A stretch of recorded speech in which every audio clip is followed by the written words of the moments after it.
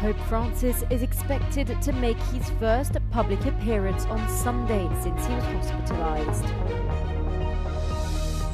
The leader of Turkey's main opposition party, the CHP, has renewed calls for supporters to continue peacefully protesting the arrest of Istanbul Mayor Ekrem İmamoğlu. Pope Francis is expected to appear in public again on Sunday for the first time since he was admitted to hospital more than 5 weeks ago. He's expected to give a blessing from his hospital window to the faithful after the traditional Angelus Catholic prayer. On Friday, the Vatican's press office reported that Pope Francis's health condition remains stable with some small improvements in his respiratory system. The leader of Turkey's main opposition, the Republican People's Party, CHP, has renewed calls for supporters to take to the streets to peacefully protest the arrest of Istanbul Mayor Ekrem İmamoğlu. İmamoğlu was arrested in a dawn raid of his residence on Wednesday over alleged corruption and links to terror groups. Many view the arrest as a politically driven attempt to remove a popular opposition figure and key challenger to President Erdogan in the next presidential race set for 2028. Erdogan denies any involvement in the legal probe, insisting that Turkish courts operate freely and independently. Since his arrest, thousands of people have gathered at Istanbul City Hall, the designated office of the mayor, calling for his release.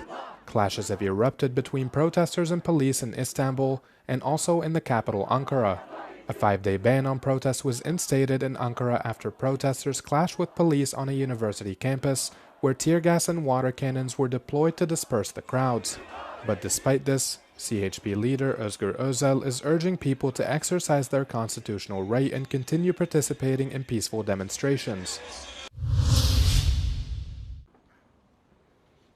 Ukraine's President Volodymyr Zelensky accused Russian President Vladimir Putin of silence and stalling ceasefire efforts.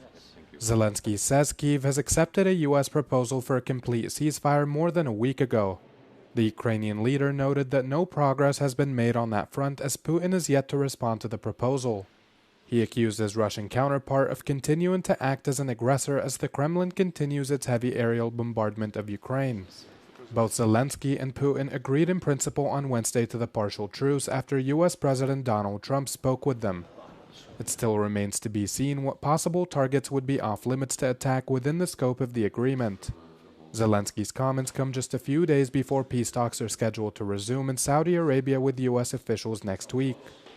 The Ukrainian president stressed that more pressure must be put on Russia to finally bring the invasion of his country to an end.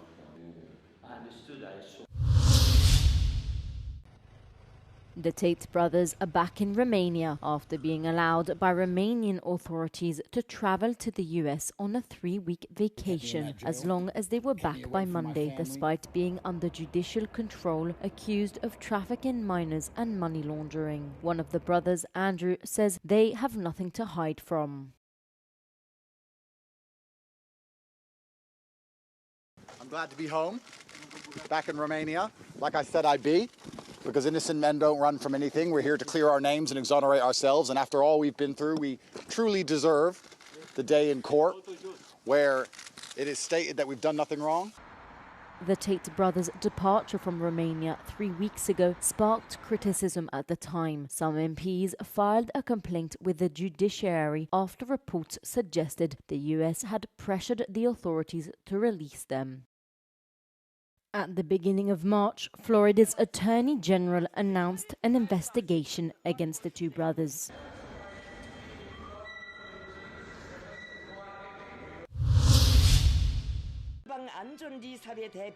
North Korean dictator Kim Jong-un expressed unwavering support for Russia's invasion of Ukraine during a meeting with the top Russian official.